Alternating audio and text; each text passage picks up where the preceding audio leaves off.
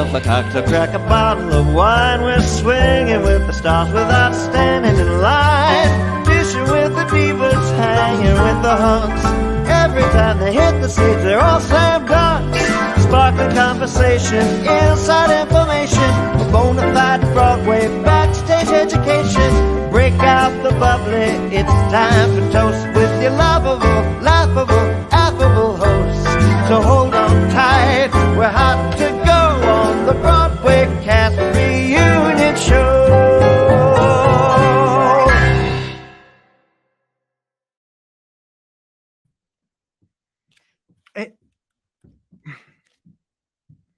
Lee is muted. Hello, this is my, it's not the best wig. It's showtime!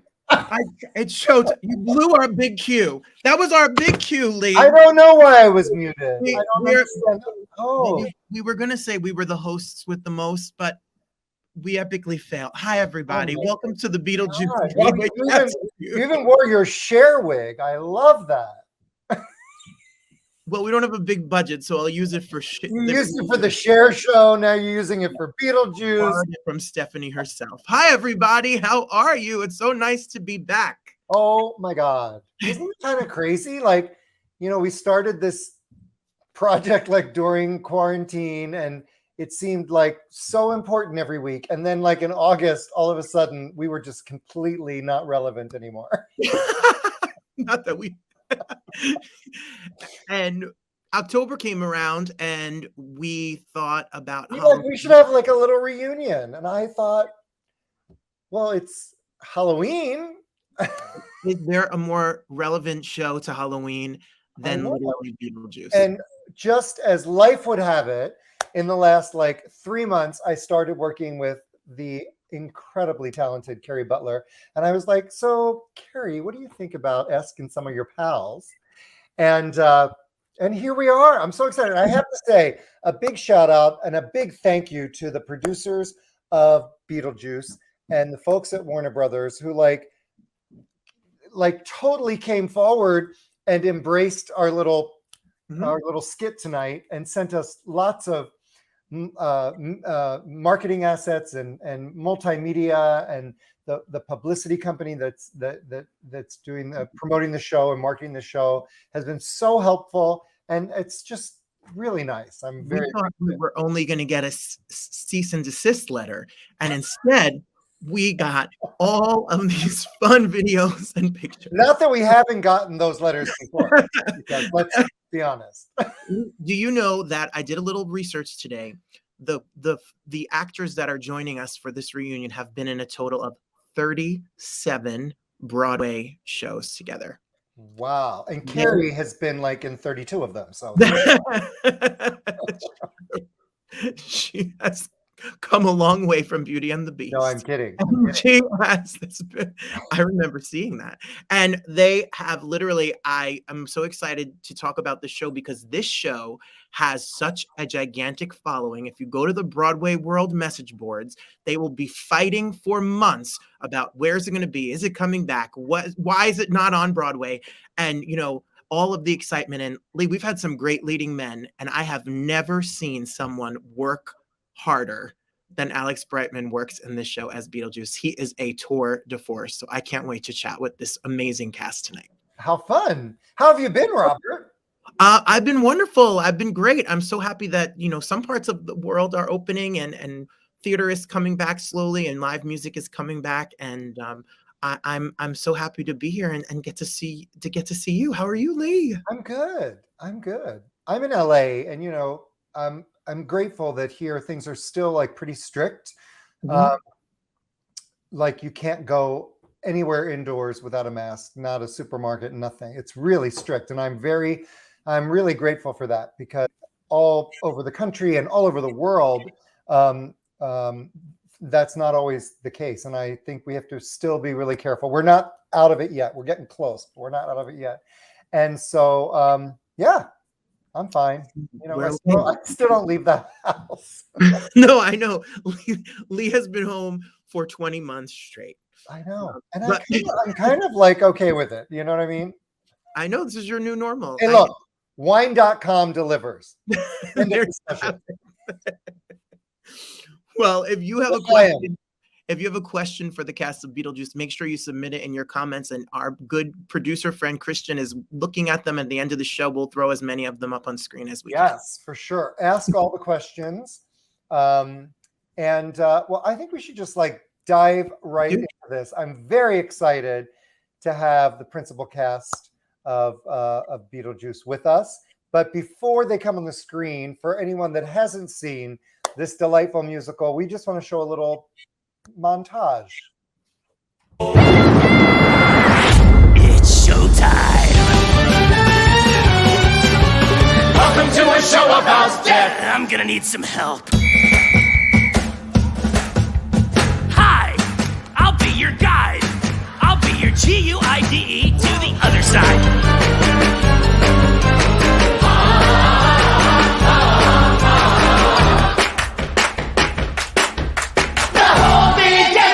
Because I myself am strange and unusual. Daylight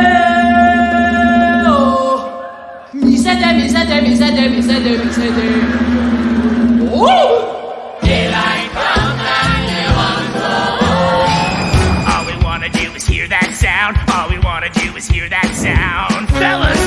All we wanna do is hear that sound. All we wanna do is hear that sound. All we wanna do is hear that sound. All we wanna do is hear that sound. That beautiful sound. That beautiful sound. That beautiful sound. That beautiful sound. Shake, shake, shake, Sonora.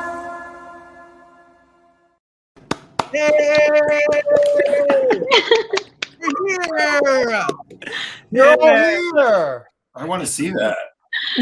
Wow. How do It you does all look do that fun. 8 shows a week? I know. Adam, how Robert did you saw do that it. 8 shows a week? Yeah, Robert saw it. I am on the wrong coast and I didn't get to see it. But I'm so glad the show's coming back. So Hooray! can you explain, because just from what I've read, so Beetlejuice closed because you had to vacate the Winter Garden because the Music Man was coming in, but then a pandemic happened. Yeah, so You got it. yeah, that's it. That's it. And good night. That's the So at story. that point, was it just going to close like forever? Did they look for just to move it? What happened? I don't know. I mean, I'm not 100%. I'm going to just take the lead on this. I'm not 100% sure what was the original plan were it not a pandemic. I honestly don't know that. I think that the demand of the show was becoming enormous, and people were, first of all, hey guys, I haven't seen you. It's like the first time I was just starting in on answering a question, but it's lovely to see you all, and all of you look beautiful. You too. And Robert, your wig was that did not work. And also Lee was muted like my grandmother when she calls me on Zoom. So I imagine that they had the plans to try to move it somewhere else because it was such high demand and had this sort of meteoric thing happening to it. But because of all these levers that were in place in the business side of things, which is boring, we just had to vacate. And then before anything else could happen, this wacky thing that we're still in is still happening. And wacky is the most positive term I can use at this point. So when did you close at the Winter Garden? Do you remember? Right when when everything else closed. Okay, got it. We were still scheduled to have a few more months at the Winter Garden. Right. Before, yeah. Okay, got it. I am totally caught up. And you've not seen each other in all this time? No. I just saw Dana. I've seen you. Yeah, I've seen you, and I don't think I've seen anyone else in person. I've seen Kerry, and Yes, I've seen David too. The Jersey crowd. Yeah. Jersey. Let's go, Jersey. I've seen a couple of people from the show, but they are not on this screen currently. Got it. Yeah. What a crazy time. I know we've had in some of our other cast reunions, like there are some casts that like have like weekly, Zoom calls and whatnot. And we did one. No, we did a bunch of them. We were doing I did one. what were they called on Sundays? Saturday Night on Broadway. We were doing Saturday Night on Broadway for months after the show. Yeah. Wow. And then somebody had the foresight, which I think was good, because it was like that thing where we did it every week at the theater, which was amazing and really fun. We would, after the Saturday night show, we would go up and then we'd have a theme, and it was really exciting, and we'd all have a real big party, and it's fun. So we did that. We kept that going on Zoom, and then somebody really smart, I think it was Eric, who said, like, we should have like a last one for now, just so this doesn't feel sad when everyone can't come anymore. And I think it was like such a night, because nobody wanted to sort of pull the pin on like every Saturday being like, hey, cheers. Hey. Yeah. Well, I don't know. It just makes it makes, for example, like having not seen anybody right now for a number of months, this makes this much more special than being like every Saturday going like, we are here, but then you turn Zoom off and you're like, oh, I'm so alone. When the idea came to you all, or when you auditioned, or when your people reached out to you about taking the iconic movie that is Beetlejuice and Michael Keaton and Winona Ryder and all of that cast that lives on forever. I teach 5th grade. I told my students I was talking to you all, and they instantly know the movie. To 10-year-olds to this day know the movie. It is an iconic piece of film.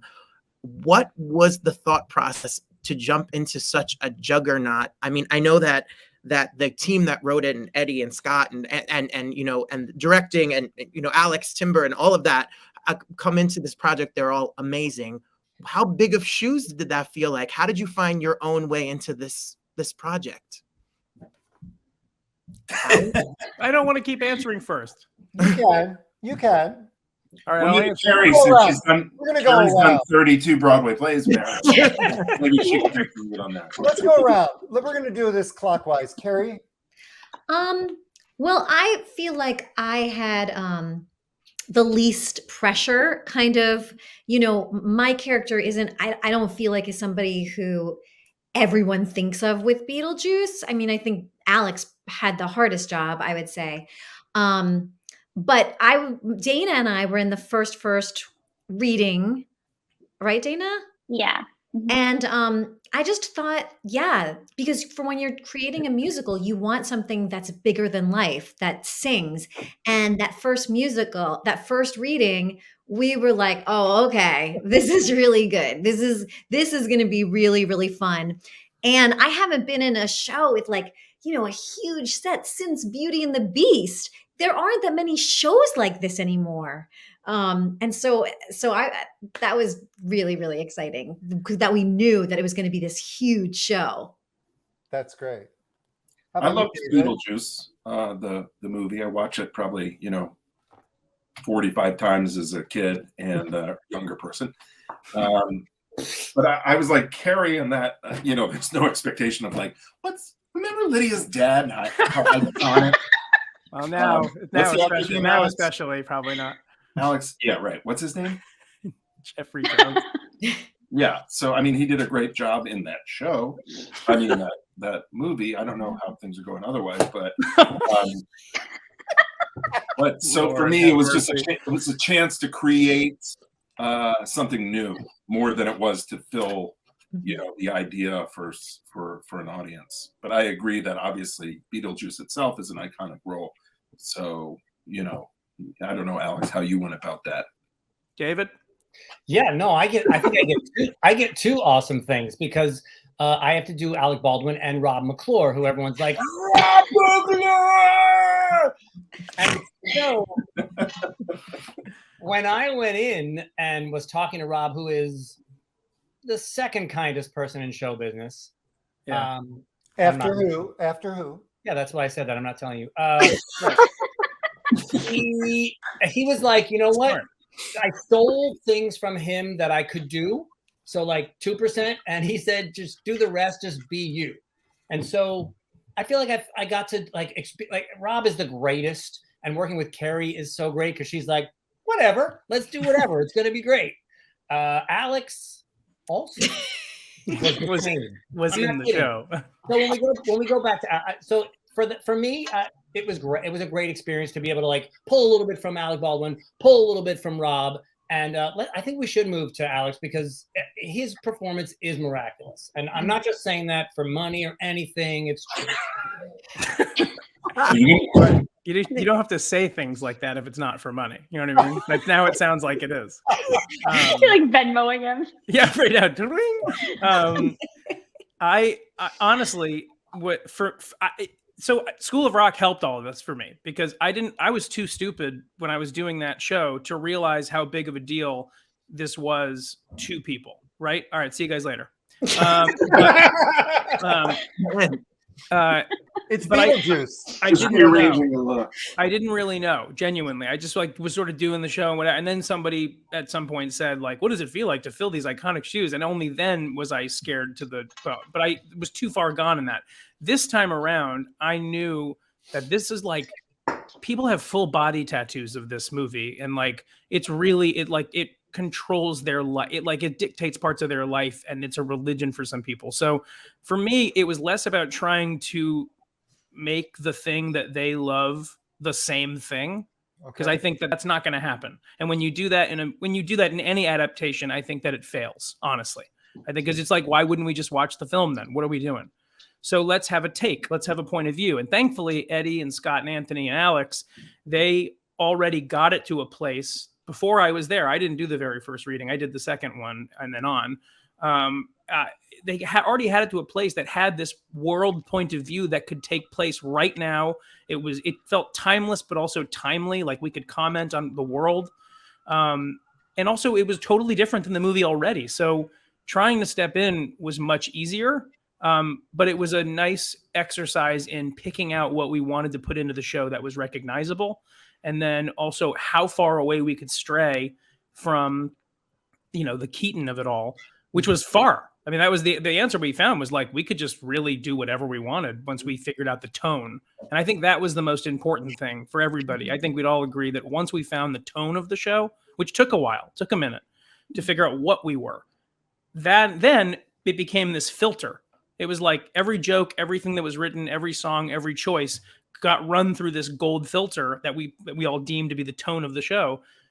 Easy to pick out the gold, much easier to sift out the bad stuff. So I had a really good time because it was all creativity and improv, and in the room, like, forget about it. Like that was the best time I've ever had in my whole life, was in the rehearsal room of that show in particular. I always have a good time in rehearsal, but I wish that rehearsals never ended, or I wish we could do more of them. And I really desperately want to get back into a rehearsal room to do this show. Wow. That's great. That's really great. Dana? Well, I probably had the least amount of pressure because my character was not in the movie. So it was actually a creation for the show, inspired sort of by the cartoon.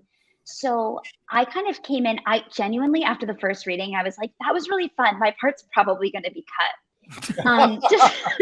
Little did you know. Little did I know. But yeah, I just was sort of like, is this going to work? Is this not going to work? And I think we all sort of like enjoyed the song and thought it was a cute idea, but we were like, who's ever heard of a random character opening Act 2 that no one's ever seen before? Like that makes no sense. It shouldn't really work. So every like iteration of the show, like during development, I was pretty positive I was going to be like either replaced or just be gone. So I was always pleasantly surprised when I got a call. And then I realized, I think late, when sort of like Alex, when someone asked me like, what does it feel like to open Act 2? And like, you just have to do it and nobody knows who you are. And you have like 10 seconds to like basically explain who you are and like get the audience on your side and set the tone for all of Act 2. And I was like, I never thought of that. Yeah, that's a task. So, yeah, in a good way, like anything, if you don't know what you're doing, then it's probably for the best and the pressure is a lot less. And now, Dana, you're a Halloween costume now. Yeah. And now I'm a Halloween costume. So now I'm part of like the zeitgeist of Beetlejuice, I guess. Yeah. It is such a memorable moment. Truly, like when we had you coming on the show, I was like, the Girl Scout? The second it's such a great moment in the show for sure. Thank you. The work that you do on stage to really make that moment happen. Thanks so much. Lee, it's so much fun. I love it. So what's everybody doing for Halloween? I know some of you have kids and what's happening? What's happening? Where are you? I'm dressing up as a Ghostbuster. Yes. I'm just I was gonna. a ghost, and now I'm a Which one? Ghostbuster. Which one? Oh, I Oh, didn't sorry. think that I far didn't ahead. mean to blow up your spot. We I haven't just gotten had a that cute detail. jumpsuit, and I thought this looks like a Ghostbuster costume. Oh, I see. Okay. He's like, you're a new Ghostbuster. I'm gonna carry this head around. As you do. As you do. Yeah, That this was is my head from when I did Cymbeline. My character got killed in the 4th act, and the head comes on stage. So that's literally, actually, I don't know if you see the resemblance. That's my face, because they wrapped my face with plaster to make. No, but there's hair on that first one. Well, yeah, but I was wearing a wig. Oh, got it. BBAH. I was wearing a wig in the show because sometimes you dress up in a show. Got it. I don't know what that's like, but every Halloween I carry this around. That's that is an amazing. That's an amazing thing to have. Yeah, isn't that good? So I just look at that. Look at that. Look at that. That's dead eye right there. So that's what I'm doing. I just walk around just ruining lives. Door to door. Crazy. Door to door. Looking for Girl Scouts. That's my David, what are you doing? Because you got kids. Yeah, I got nothing special. My kids are a little old for. I don't think they're just going to parties. They're not going to trick or treat. But that one did get a $100 lightsaber, which he paid with his own money. I don't know what you do with a $100 lightsaber. Yes, you do. And I think the older one is doing some sort of Squid Game something. Of course, of course. I'm doing nothing. I'm staying in. I'm having brunch with my family, and then I'm going right back across the street to my apartment, and I'm staying in and perhaps watching a scary movie. Beautiful. Dana?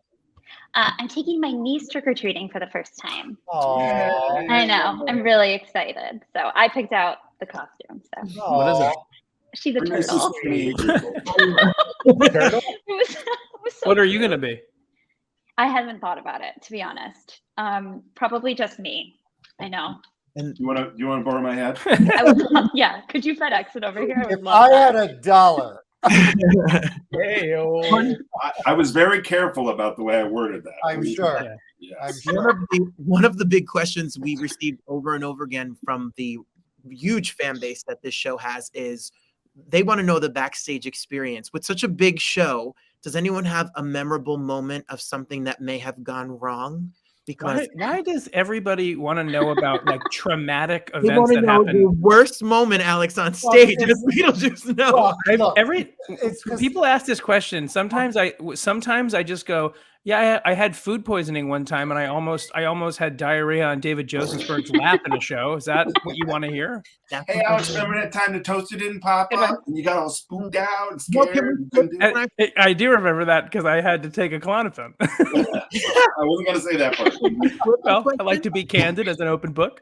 Flip the question: is there a particular show or moment or someone that saw the show or a milestone that stands out in your head? Instead of making it negative, can we make it positive? No, absolutely not. I was joking, but I have a question. There's a lot of like special effects in this show, and there's, how difficult or not was it to incorporate that? Because it's unlike most shows you've probably done previously. What was that process like? Because there's the technical a lot of holding in midair for Kerry. Yeah. We had a longer tech than normal, I feel like. Right, guys? Yeah, I think we did, but we were always a day ahead, which astounded me. We never really got behind like most shows do, which was kind of amazing. But yeah, I think we had a little more extra, especially for DC. We all got there a little early when we first brought the show out of town. We really had some extra time because it's dangerous. It's a dangerous show if you're not paying attention. Yeah. Right. Yeah, the first 10 minutes for me were scary almost. I feel like maybe like the last few months I was like, I'm not scared anymore. So I was scared for a long Jump time. through a floor. My hand on fire and falling through the floor. I think what's cool about a lot of the people that get to do this show is that we get to do two shows. Like we're doing the musical and the magic show, which is like really fun to keep. It's cool to keep that in line. And for me, I'm not like, that is not my forte. None of those kind of like any sort of a hide of anything. I always feel like it's a spotlight on it. I'm terrible at doing that kind of stuff. So that took me forever. Any sort of sleight of hand or sleight of anything, everything was loaded into the costumes, but I had to facilitate a lot of that stuff. And keeping that straight was easy. But keeping it straight was totally easy if that was the only thing I had to do. But we also had to like act, be funny, sing on top of all that. So it was like keeping two trains running, which I found after a certain point to be quite fun because it kept the show really lively, for me at least, and made it very easy not to get bored. Catherine O'Hara. Oh, yes. The answer to your question. Yes. She came to the show, and that was pretty damn special. Yes. Just get that stamp put on the show. Gina Davis came as well, also just really wonderful to have her there. But Catherine O'Hara, I mean, we all absolutely worship and adore her. So to have her there, you know, in your face telling you good things is very memorable. She was the best. Yeah. I'd also say, like, to make it positive, the first 30 seconds of the show are the most exciting to me because everybody likes to come downstairs and kind of hear it, because it was like a way to sort of track the progression of how popular the show was getting as well, because it would just get so loud and the first chord would come on and like the audience would just erupt, and it was so exciting. Like we couldn't even hear our cues. And it was just very cool. And there was never a night that you didn't feel excited by that. Even when you were tired or it was hard, you were just like, oh, we're here. Like people are really excited, and it made you excited. So I thought that was the most special part of the show. I mean, the good news also is that we didn't have too many, for such a technical show, we didn't have like too many like story, you know, like big, like what would be a story, kind of any sort of backstage mishaps that I'm aware of. But like, and like the ones that happened that were like show holds were minor at best. I mean, which I think is great, because I've been in a lot of shows where it is like you get the question and you're like, you don't have enough time. There's like plenty of stuff backstage. I always think they should sell tickets to I think that it would be amazing to watch. The choreography that happens backstage at a Broadway show is 5 times more than what's going on stage. And there's 3 times as many people backstage that are on stage. So it's like, how does that work? Like I'm always fascinated when we're doing the show, coming home at one point being like, how does that ever happen all the time? Right. Like it seems kind of insane, like that it would do it, but it's because of choreography. We figure it out. Right. And what's this 18, 19 month process been for each of you? It's been great. Thriving. It's bad. Probably better. Yeah, probably better than before. I think, you know, probably better than what my life was before, I think. I'll tell you, since tonight's theme is positivity, apparently, which I don't do. You know, as a parent and a partner, you don't get to live life in a normal way. Obviously, just with abnormal conditions, but you know, you're running off when your kid's about to do their, you know, play soccer, or your, you know, the family get together somewhere or whatever, and you can't go for Christmas here, and you can't do this here. And so in a weird way, that's what I've latched onto, is just the idea of being a dad and a husband, and really savoring those moments that I have. I go to every practice, every game. I mean, I won't bore you with my children's aptitude, but they're pretty good. So that's really what I personally sort of re-clicked into, was the idea of like, how lucky am I? Terrible use of that, but how lucky am I to be able to be here to witness this? Because normally I'm on a train or I'm in the theater. So that's the quite candid answer for me. That's great. Adam, who else?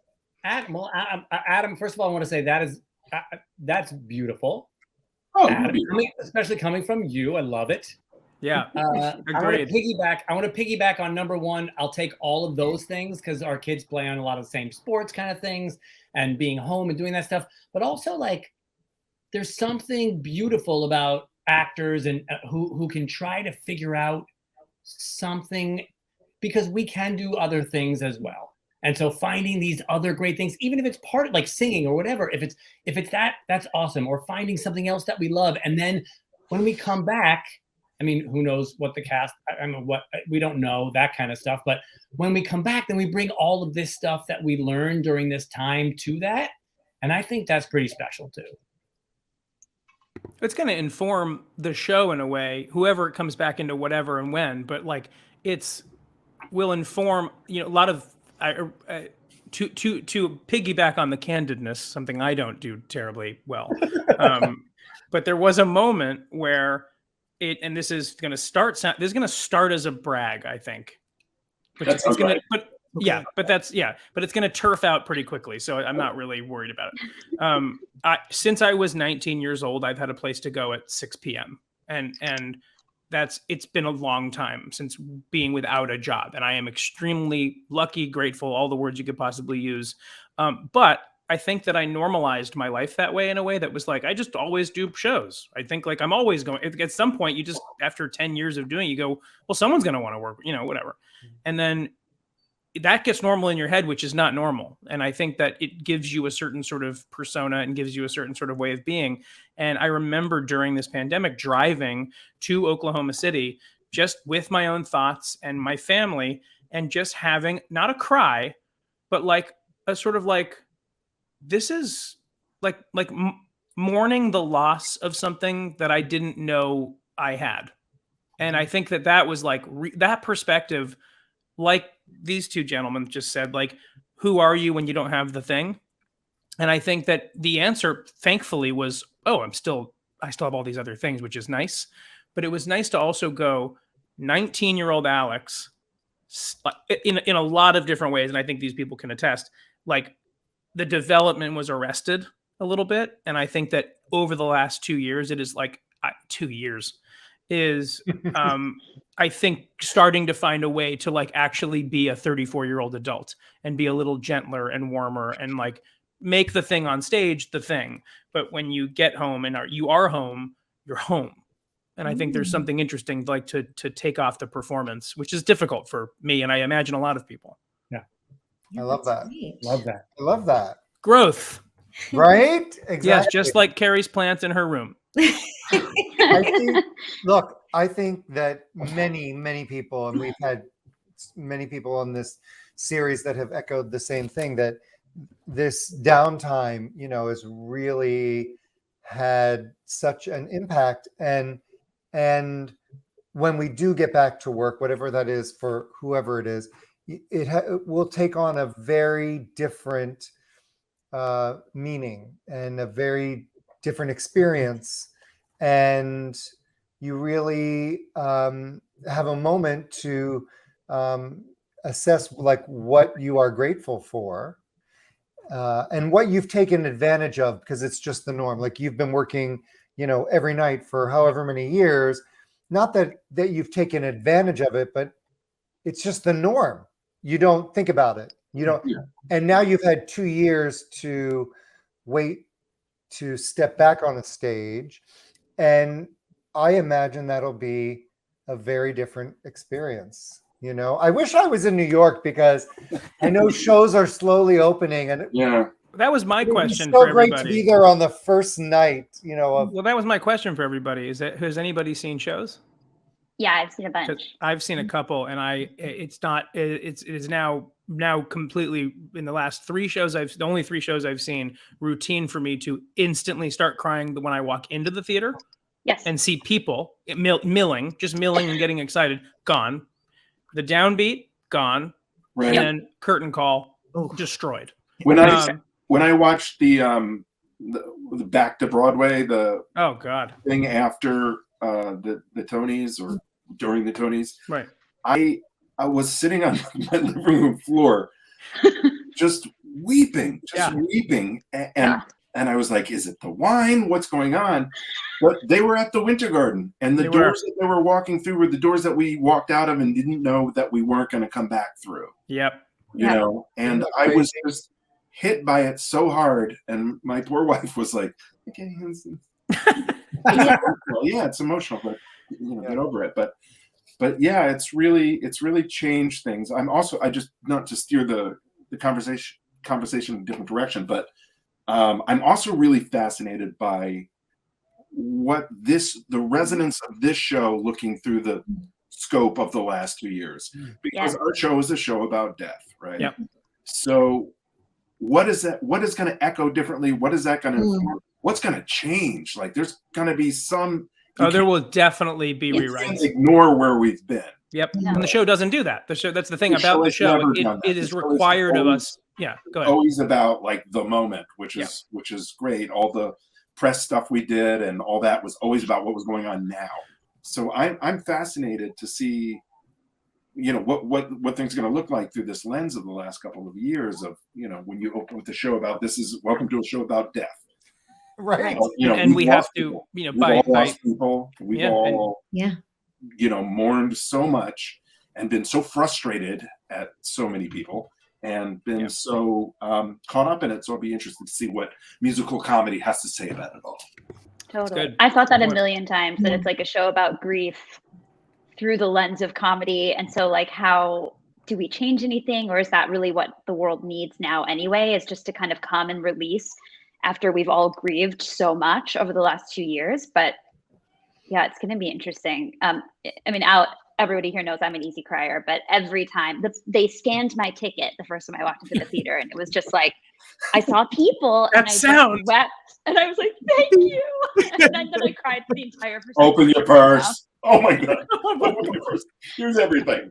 Carrie, I'm sorry, it is my time of the month, Carrie. Well, she also said, welcome back to Broadway. And I was like, well, now you've killed me. I cry. I went to see the reopening of Phantom, which was insane. And I also saw the reopening of The Play That Goes Wrong. And when I cry, it's a show I wouldn't cry at because it's a farce, it's a slapstick comedy. But at intermission, I got a bourbon with a splash of ginger ale, and it was like $28, and I started weeping.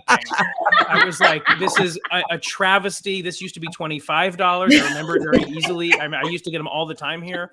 That just ruined me. And that was a travesty. $25 was a travesty. 25 I could handle because I've worked for a very long time, but 28 was like. It's like I have to draw the line, and then I couldn't even enjoy the show. Well, working, Kerry, you've done live concerts since this, right? Lee got me a concert, and so that was so exciting at the Overture Center in Madison. I went to Madison, and it was so great. Just like even the rehearsal, I was like, I'm on a stage and I'm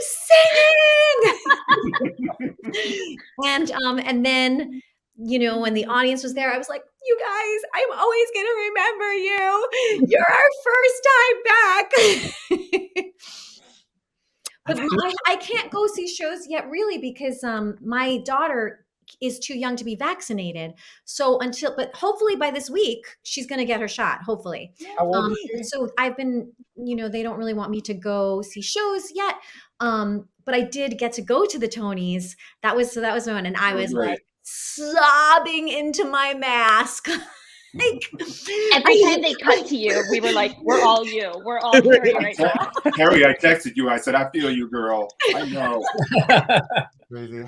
Carrie, how old is your daughter? 10. Wow. So it's soon, right? Yeah. Hopefully this week. I was just watching this thing on CNN, or I'm sure it was CNN because that's all. Anyway, I just gave it away. Anyway, about a parent who had a child that was like 11 3/4. It was like about to be 12, and really like struggling with, do I wait until they're 12 and they can get like the 12-year-old, which I think is the full dose, this was or do I get the dose now, which I think is like a half dose for 11 and under? And I don't know what the answer is, but there's going to be a poll at the bottom of your screen. Everybody watching, and you just click. What do you guys think? I know.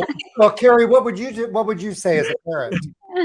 I would do the age appropriate one right now, I think, because I think even just having like a little bit of it in your system, if you're that young, it will just click your antibodies into working. My oldest friend is an ER doctor, and I said, should I get the booster because I have some compromised stuff? And he said, more is better than less. Yeah, totally. You know, Totally. he's been in it for 2 years, you know, and generally that's, you know, that's. I like that.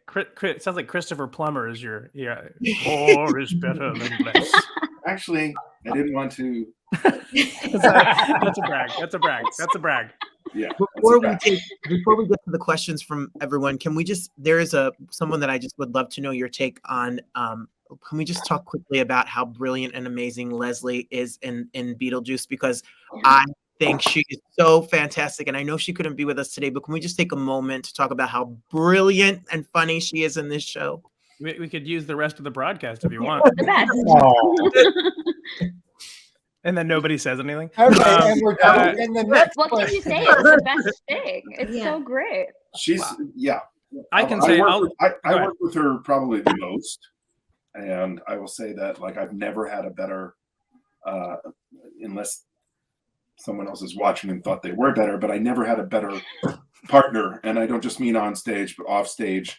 Just a complete symbiotic relationship, which is so good and lucky, and especially in something long running. I mean, God forbid you have some sort of issues. So the fact that we just worked always so seamlessly together, tried anything. She'd be like, anything, babe. What have you want to try? You want to try driving me? Stick your finger in my butt. You know, it's okay. Yeah. So, which doesn't happen in it may happen. I don't know what's going to happen next. We said there'd be rewrites, but there'd be some absolutely changes. Fearless, absolutely professional, and just a joy to work with. Well, can I also say that like one of the cool things about, and Leslie's the perfect example of this, I think, and then everybody else also fits it, but Leslie, I think, fits it the most, is one of the things I want to credit the people that cast this show, like what they saw. They didn't cast necessarily musical theater performers, like they cast comedians.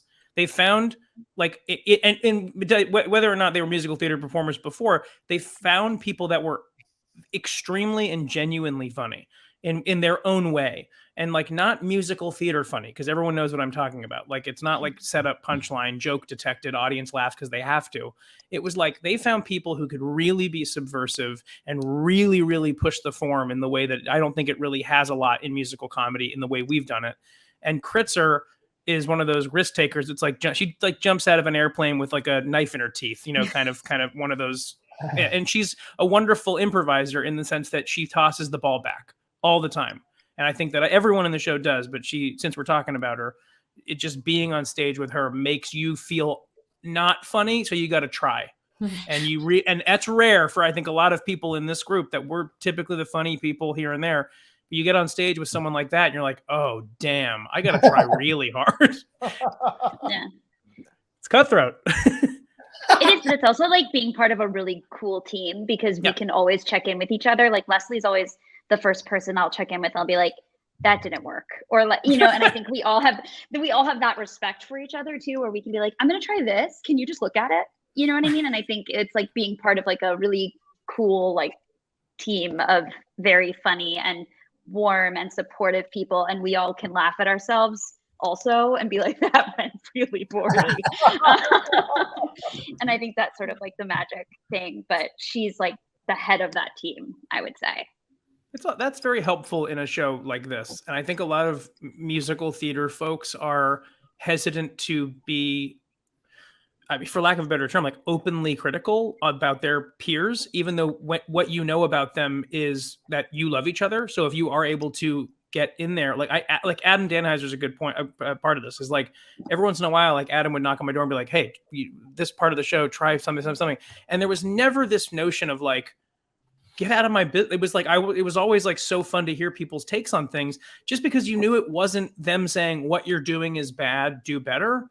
You're right. Like, we're all part of this. I had a great idea. If you want to try it, it's yours. And if it doesn't work, whatever. And I think that's what Dana was talking about, is that like everyone was really good at sort of tempering that because we all knew we all were smart, and we could, if we had an idea, it was probably going to be a good one. I don't want to work with any other kind of people other than that. I would take the same, someone comes to me, because we're all artists, right? And we all have ideas, and we all have our perspective, and it can help. And I know there's a huge taboo in musical theater. Like there are people out there right now, like, you don't do that. You don't tell them that. And that's true. And you have to watch what you say. But when you find the people, like I trust Alex with everything, Wow. Not my wallet, but everything else. There's absolutely nothing in there. So there should be a ghost doing golf swings behind you. That's what true collaboration is. Really, Right. It's about wanting to explore things with people on a project, and that's what we all, Joe Berg, all of us, Kerry, all of us, always open to doing that. Sorry, Joe, but did you make a face? Because you got No, I was just saying you're right. There's no ego. It's like I would come to you and be like 53 times, like, does this face work? Does this face work? Does this face work? Does this face work? Does this fit? Like, Yeah. And I would just say, you know what? Find your face on stage. Yeah. Just find it. I didn't realize that you kind of got a Peter Falk thing going when you do that. Oh, thanks so much, Al. Appreciate it. It's like that, or like Buddy Hackett if they had a kid. Yeah, that's what it is. That's what it is. It's Buddy Hackett. Well, on that note, we have some questions from our viewers. So let's put them on. Alex, for the cast, if you could be in any other Broadway show right now, what show would it be? Let's go around. Carrie?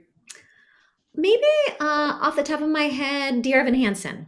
All right. David? He's like, what's Broadway these days? No, I know. Beetlejuice in April. Oh, snap. I love that. Nice. Adam? Oh, 6. No. Yeah. I would say that. Stole it. I love that musical. I love that musical. Oh, it's my turn. To Kill a Mockingbird or Come From Away. Wow. Nice. I could live in the world of Come From Away if you let me. They're great. Okay. They're great. They're great. I've been watching. Dana? For me, it actually is 6. I saw it. I'm obsessed with it. When do you ever get to see 6 women supporting each other and everyone having their own moment? It's so good. They're all so good. That score is infuriatingly infectious. I know, it's so good. We've done 2 shows with them. We had the composers. They're all so on. good. They're like children. I mean, they're like the composers are like 20. It was terrible. I never felt like more of a slacker. good. How old are you? 21? I'm like, Yeah. So good. So good. I saw it in London. A friend of mine for many, many years is a theater publicist. And I texted him and I said, I'm going to be in London for a few days. What do I have to see? And he said 6. That's what everyone was saying. Heard of it. Yeah. It's so awesome. I paid $49. Steal. It's a weird detail to end that story. I know, but it's so perfect because number one, You paid $28 for a scotch. the entire show is like 70 minutes, which is literally my attention span for anything. So Well, then you're not going to like Beetlejuice. It's longer than that. A little longer. no, But it's fun. I loved it. Okay. Florence says, any routines or rituals you guys do before, during, after a show? Navage. I was going to say the Navage. Someone We want to all explain? Navage. We all got the Vaj. I don't have a Navage. I actually asked before this tonight if anybody had one.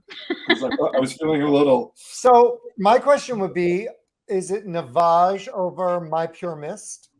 It's 2 different things. That's 2 completely different ideas. Yeah.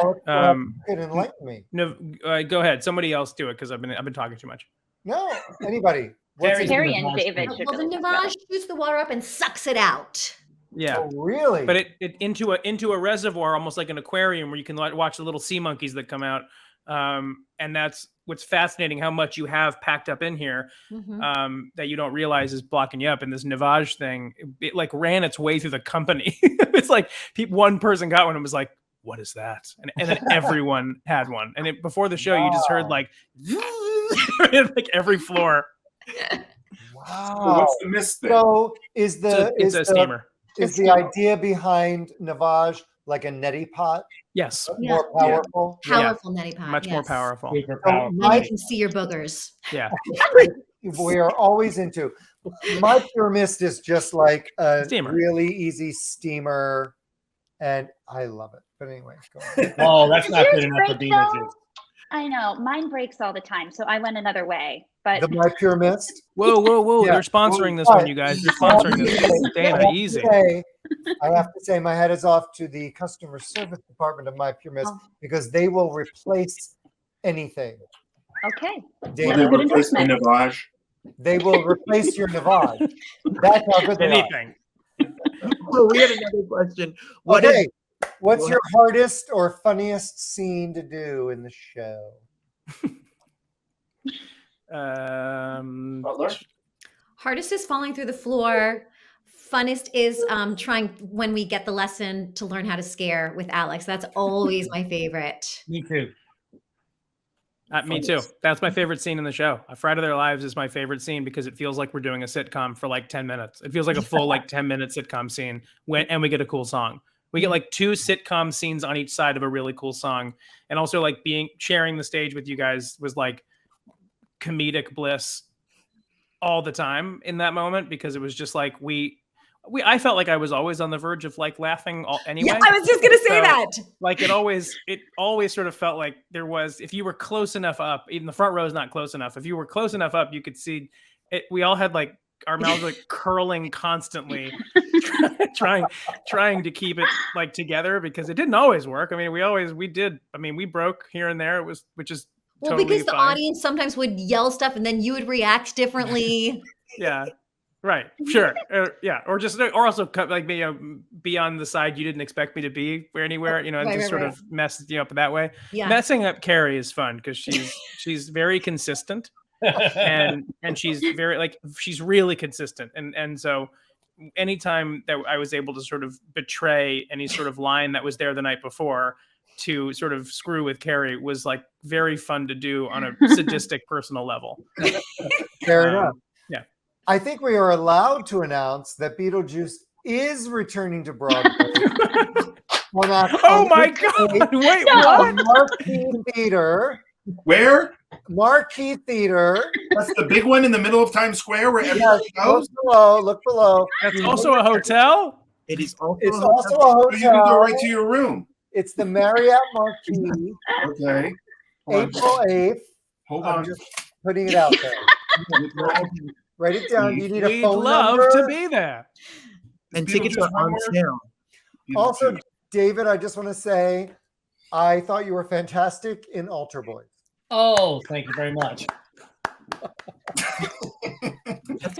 I know. When they said you were going to be on the show, I was like, I remembered that name. And anyway, I'm the Jew from Altar Boys.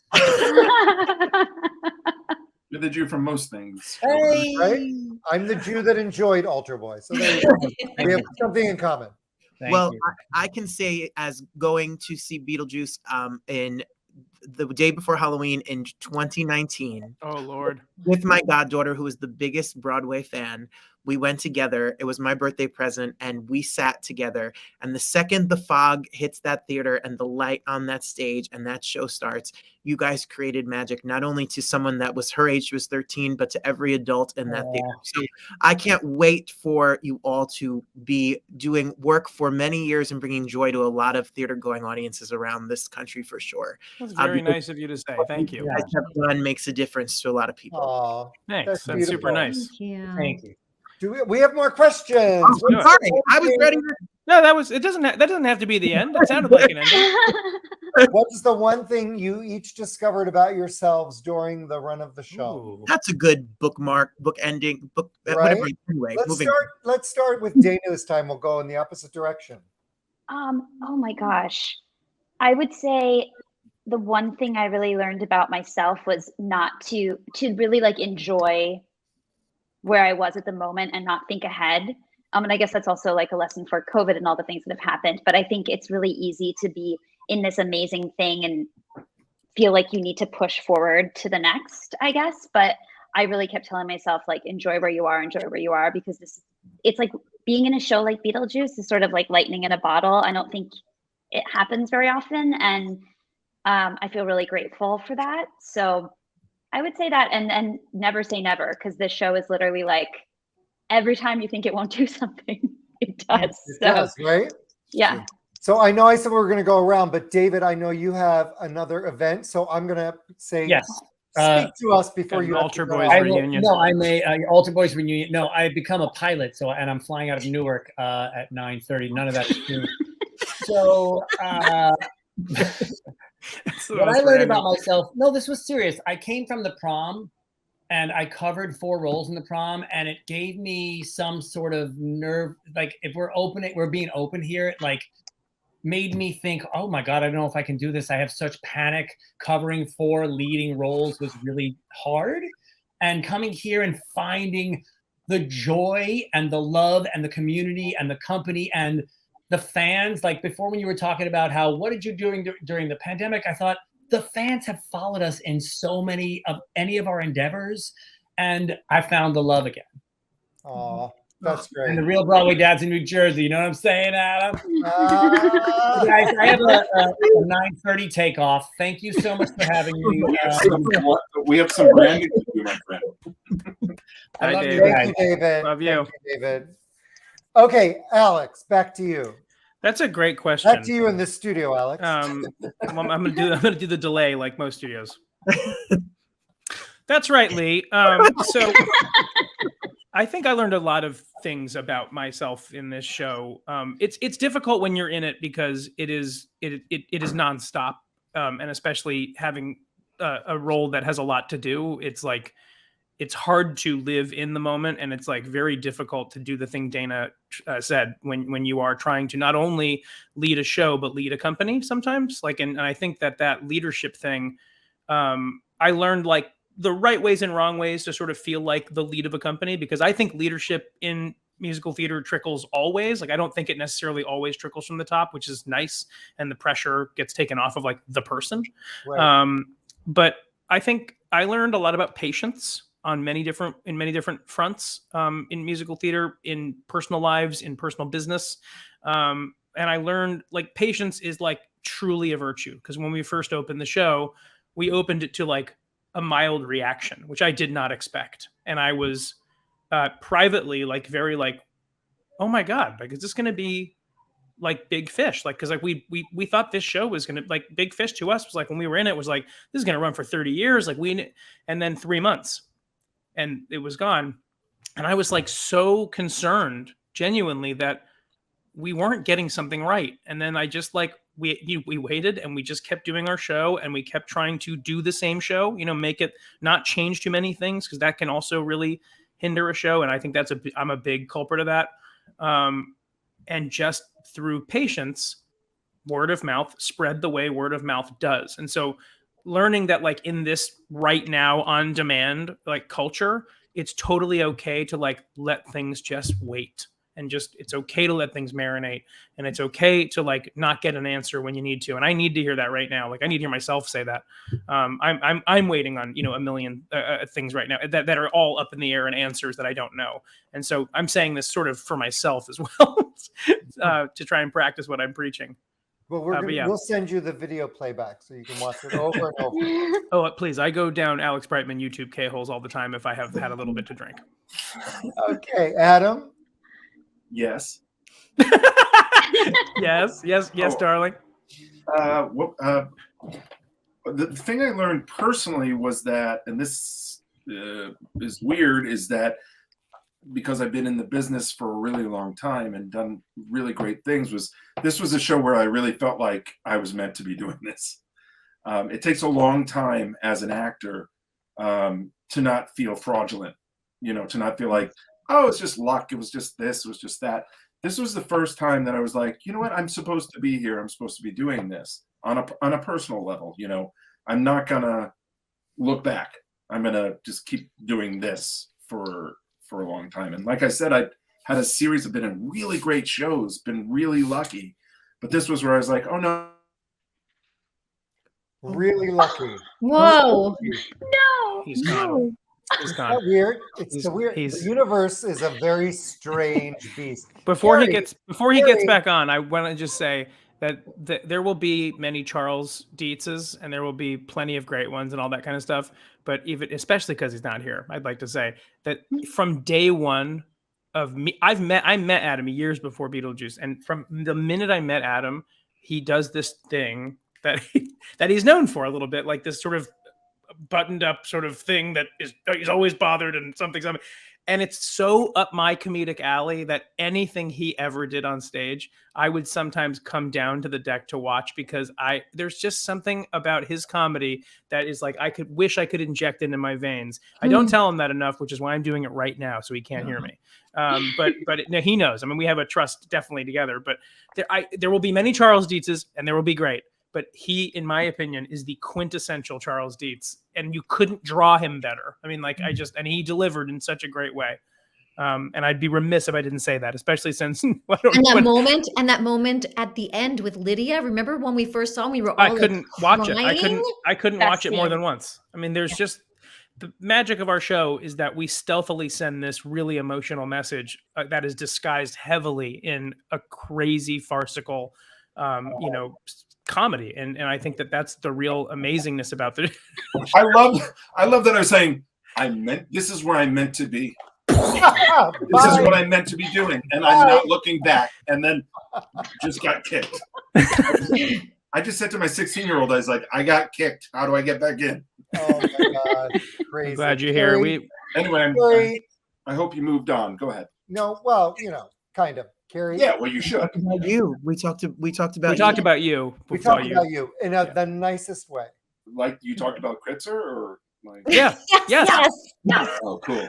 You're gonna have to watch it back on YouTube when you go on your Adam Dannheisser hunt. There you go. We'll do that. Okay.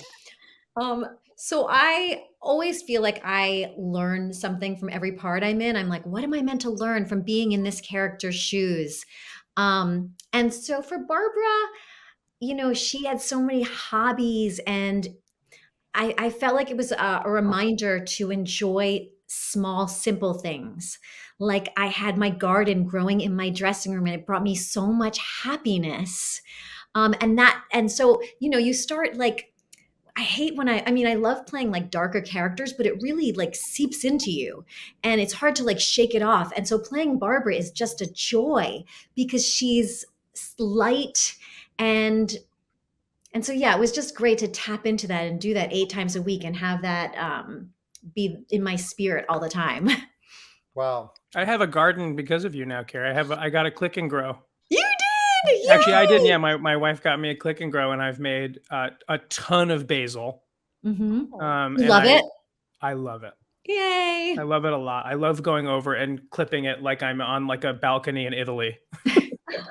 This needs a bit of basil. And this like Wally looking device. I'm like, just like a mama used to grow. Oh my God. Sorry for any Italians out there that I just offended. I can't wait to finish this show so I can Google Click and Grow. That's great. Is it great? Mm-hmm. It's great. Okay. And I assume you just click and it grows. We're on the sponsor now. Why don't you just Google it?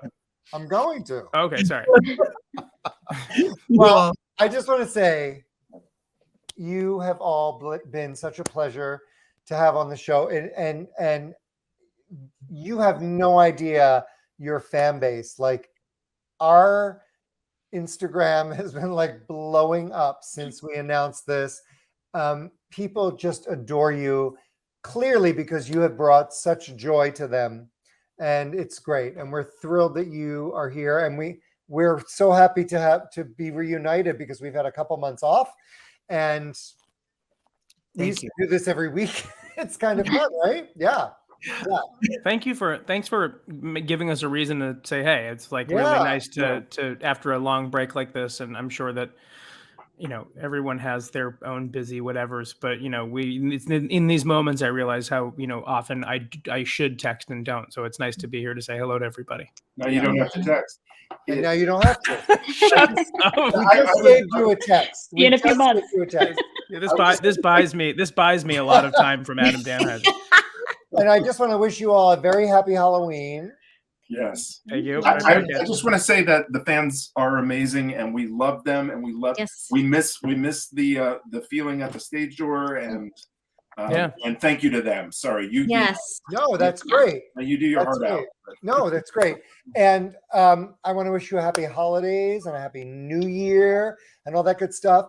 And as we, if you're still watching, like when the rolling credits go, which you probably won't be, but I just want to say we have an amazing production team here that has been so incredible for the Broadway Cast Reunion Series. And Dana, you joined us very last minute, which we are so thrilled about. And it's completely my fault. When they put the credits on the closing credits, they didn't have your name. So in case you're one of the we people should watching, just leave. We should just leave I want now. to just give you some attention. Oh my gosh, you're so nice. Thank you for I don't having even me. know which way I'm pointing. but Fine. Dana, stop. I want you to start crying so badly right now. Anyway, we're thrilled that you're here. You'll We're hear so from my glad agent. you're here. Thank you all for joining us. Thank you. Thank you. See you on the boards real soon. Thank you. Yes. Good. Yeah. You guys are great. Thank you. Bye, everybody out there.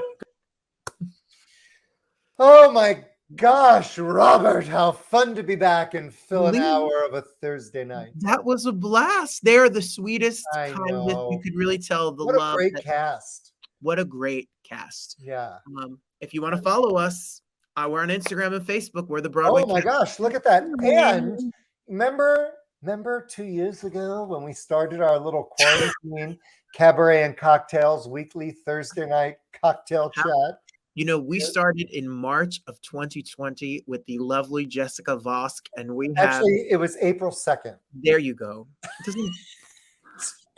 I'm sorry to contradict you, but it was April 51 quarantine 51 shows. And And guess what? They are all now available as a podcast. They sure are. So wherever you listen to podcasts, Anchor, Spotify, Apple, where else? Google Podcast. Google Podcast. Just go Quarantine Cabaret and Cocktails. You'll find all 51 episodes. You can listen to them. If you are a viewer, if you're more visual, not audio, go to YouTube. Yes, all of the episodes. All the episodes are there. We had quite a year. If you're a Beetlejuice fan, we have the cast of Mrs. Doubtfire on after, didn't we? We did, but what's that have to do with Beetlejuice? Oh, Rob McClure. Rob McClure was there, and he talks a little bit about Beetlejuice, and he talks a little bit about what it was like to be home, and it kind of echoing the sentiment that was spoken about in the show today. Yeah. That was my I veiled. wasn't sure where you were going with that, but thank you. But check out, and if you like, Robert, thank you for my Beetlejuice shirt. Oh, thank you. This is Sandy Lee. If you see the show, you'll see Sandy. This is Sandy. I appreciate it. I love when you send me t-shirts. And you have Sandy on your shirt as well. Look at them. Yeah, the sandworms right on the top there. Okay. Yes. Got it. Do you give out candy for trick-or-treaters? Lee. Really torn. Can you leave them on like a little, you have a little, like my sister told me that in Philadelphia where she lives, that because of the pandemic, if you leave a bowl like at the end of your driveway, then they won't come to your door, and that's okay. But then I just think one person's going to dump the whole bowl. That's the point. I would do that. It's not about not wanting to give to the children. I love the children. I have 3 freakazoid golden retrievers. And the 2 little ones that are 2 and 3, every time someone rings the doorbell, they go nuts. And it's like doing that 50 times. And we live in a very popular neighborhood because we're in a safe neighborhood. It's a very family neighborhood.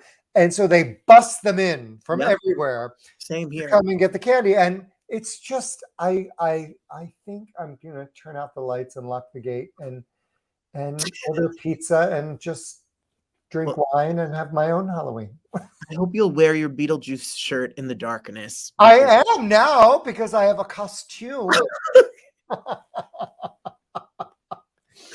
Hey, thank you all for joining us again. We have missed you. We sure did. We really have. And we're going to figure out more ways to reunite because we've had so much fun this week. on Instagram Live and now here. And I want to thank the entire cast of Beetlejuice. I want to thank Christian Hawkins, who produced and engineered our show tonight. I want to thank Jonathan Hawkins. Maybe they're related. I want to thank the Muse Media for doing all of our artwork and everything behind the scenes. And thank all of you for joining us. We really, really appreciate it. And thank you for buying tickets, because I can't wait till tomorrow morning. It's my favorite thing to do, to write checks to all of the actors that were with us tonight and put them in the mail. It is a blessing. It is. It's fun. You guys.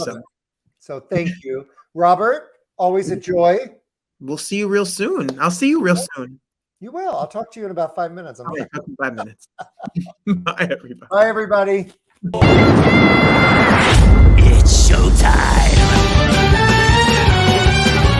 Welcome to a show about death. I'm gonna need some help. Hi, I'll be your guide.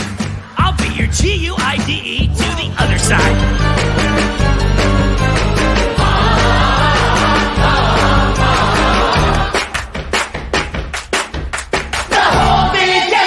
Because I myself am strange and unusual. Mi sete, mi sete, mi sete, mi sete.